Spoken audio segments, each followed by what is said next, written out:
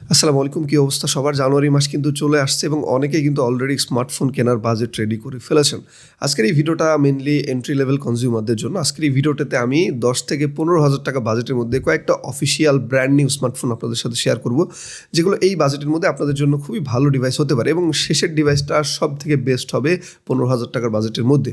তো চলুন দেরি না করে ভিডিওটা স্টার্ট করা যাক। এই লিস্টে ৩ নম্বরে যে ফোনটাকে রেখেছি এটার মডেল হচ্ছে Realme C71। এই ফোনটা গত বছরের মাঝামাঝি সময় রিলিজ হয়েছে এবং অফিসিয়ালি বর্তমানে এটা ১৪,৯৯৯ টাকার মধ্যে পেয়ে যাবেন।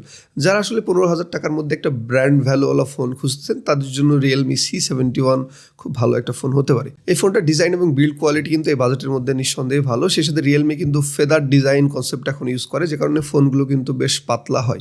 এই ফোনটার ডিসপ্লে হিসাবে 6.67 ইঞ্চির একটা HD+ IPS প্যানেল পেয়ে যাবেন। সেই সাথে 120 হার্জ রিফ্রেশ রেট থাকছে, যার ফলে আপনি কিন্তু একটা স্মুথ এক্সপিরিয়েন্স পাবেন এবং পিক ব্রাইটনেস পাবেন ডিসপ্লেতে 725 নিটস পর্যন্ত, অর্থাৎ মোটামুটি ভালো মানের ডিসপ্লে ইউজ করা হয়েছে। সেই সাথে আপনারা কিন্তু এই ফোনটায় IP64 এর ওয়াটার ডাস্ট প্রোটেকশন পেয়ে যাবেন, অর্থাৎ হালকা পানির ছিটাফোটা পড়লে কিন্তু এই ফোনটায় তেমন কোনো ধরনের কোনো প্রবলেম হবে না। প্রসেসর হিসেবে এই ফোনটাতে SoCর 7250 অক্টা-কোর চিপসেটটা ইউজ করা হয়েছে, যেটা মোটামুটি এই বাজেটের জন্য বেশ ভালো। অর্থাৎ যারা রেগুলার ডিভাইস ইউজ করেন এই বাজেটের মধ্যে মেইনলি সবাই নর্মাল কনজিউমার হয়ে থাকেন, ডে টু ডে লাইফে ইউজ করবেন, নর্মাল গেম টেম খেলবেন বা ছবি তুলবেন বা নর্মালি সোশ্যাল মিডিয়া ব্রাউজ করবেন, এই ধরনের কাস্টমারদের জন্য এটা কিন্তু বেশ ভালো একটা চিপসেট। সে সাথে আপনি কিন্তু র্যাম পেয়ে যাচ্ছেন 4GB এবং 6GB পর্যন্ত।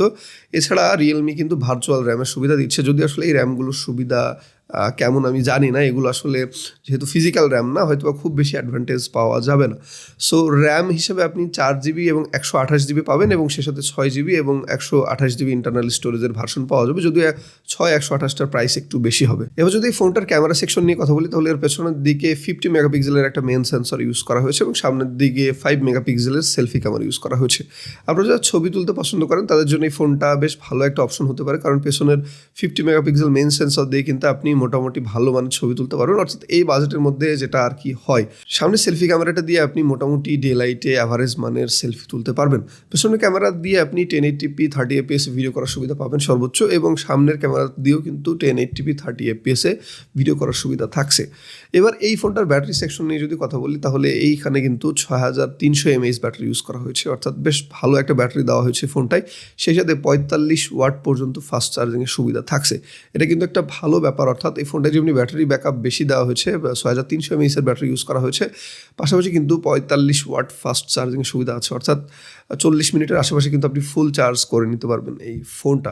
এই লিস্টে 2 নম্বরে যে ফোনটাকে আমি রেখেছি এটার মডেল হচ্ছে Tecno Spark 40। এই ফোনটা অফিসিয়ালি 13,999 টাকায় আপনি মার্কেটে পেয়ে যাবেন।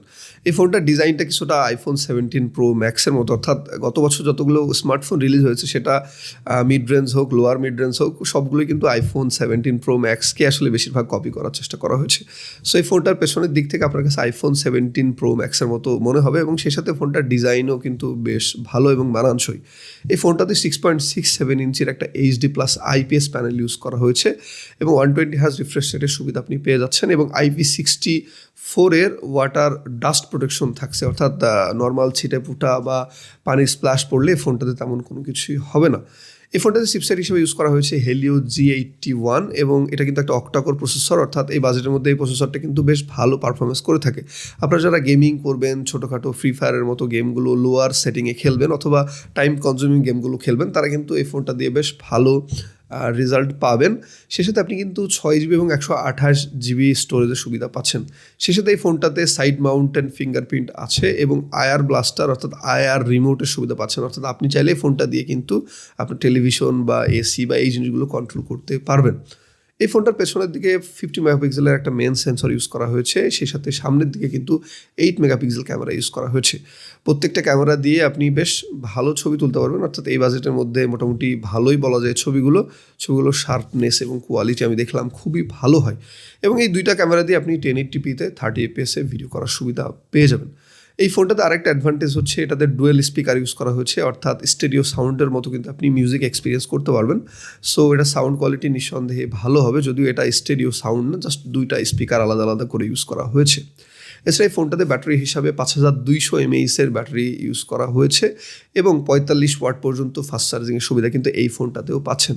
সো এটা কিন্তু বেশ ভালো একটা ব্যাপার। 45 ওয়াট চার্জার দিয়ে কিন্তু আপনি অনায়াসে 1 ঘন্টার নিচে ফুল চার্জ করে নিতে পারবেন এই ফোনটাকে। সো যারা আসলে 13,000 টাকা বা 14,000 টাকা বাজেটের মধ্যে একটা ভালো ডিভাইস খুঁজতেছেন তাদের জন্য এই ফোনটা কিন্তু কনসিডার লিস্টে আপনারা রাখতে পারেন। এই লিস্টের 1 নম্বরে যে ডিভাইসটিকে রেখেছে সেটার মডেল হচ্ছে হেলিও 55।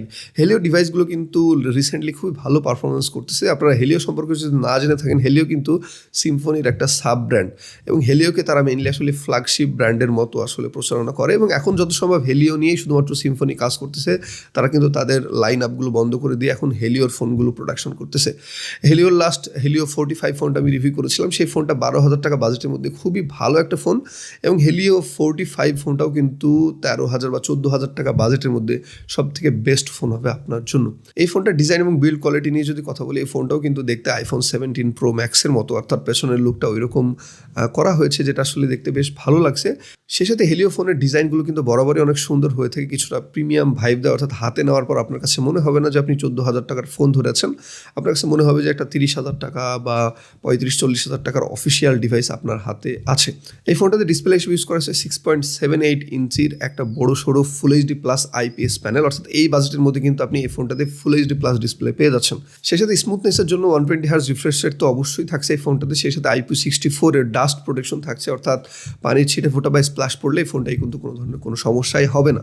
এই ফোনটাতে ভালো একটা চিপসেটও ইউজ করা হয়েছে, Helio G92 octa-core processor use করা হয়েছে এই ফোনটাতে, যাতে কিন্তু আপনি মোটামুটি এই বাজেটের মধ্যে সব থেকে ভালো পারফরমেন্স পাবেন এবং 8GB র্যামেরও কিন্তু সুবিধা থাকছে। সেই সাথে আপনি ইন্টারনাল স্টোরেজ হিসেবে 128GB কিন্তু স্টোরেজের সুবিধাও পেয়ে যাচ্ছেন। সো এই ফোনটার যেমনি একদিক থেকে প্রসেসর ভালো, অর্থাৎ আপনি গেম টেমিং করে বেশ ভালো মজা পাবেন এই ফোনটা দিয়ে, অর্থাৎ যেগুলো টাইম কনজিউমিং গেম বা লোয়ার গ্রাফিক্সে খেলার মতো গেম, সেই ফোনগুলো কিন্তু ইজিলি এই ফোনটা দিয়ে আপনি খেলতে পারবেন। সেই সাথে খুব ভালো একটা র্যামের ব্যাকআপও পাচ্ছেন, অর্থাৎ 8GB র্যামের কিন্তু সুবিধা থাকছে। এই বাজেটের মধ্যে অন্যান্য ফোনগুলো কিন্তু 6GB বা 4GB র্যাম দিয়ে থাকে, এটা কিন্তু 8GB র্যাম পাচ্ছেন। সো যারা আসলে গেমিং করার জন্য বা ছোটোখাটো গেম খেলবেন বা একটু ভারী কাজ করবেন তাদের জন্য এই ফোনটা বেশ ভালো একটা অপশন হতে পারে। এই ফোনটার পেছনের দিকে 2টা ক্যামেরা ইউজ করা হয়েছে। 50 মেগাপিক্সেলের মেন সেন্সর পেয়ে যাচ্ছেন, পাশাপাশি কিন্তু একটা 2 মেগাপিক্সেলের সেন্সরও পেয়ে যাচ্ছেন এবং সামনের দিকে কিন্তু 32 মেগাপিক্সেলের সেলফি ক্যামেরা পেয়ে যাচ্ছেন।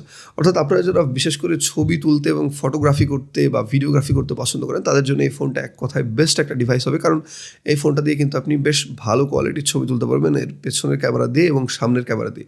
বা আপনারা যারা সেলফি লাভার আছেন তারা কিন্তু 32 মেগাপিক্সেল ক্যামেরা দিয়ে বেশ ভালো পারফরমেন্স পাবেন।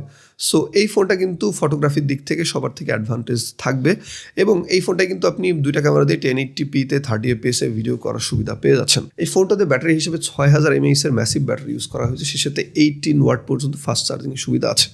যারা আসলে ব্যাটারি লাইফ নিয়ে চিন্তিত থাকেন বা ট্রাভেলিং করতে পছন্দ করেন বা চার্জ নিয়ে একটু বেশি চিন্তিত থাকেন তাদের জন্য এটা খুব ভালো অপশন হবে, কারণ এখানে আপনি 6000 mAh ব্যাটারি পাচ্ছেন।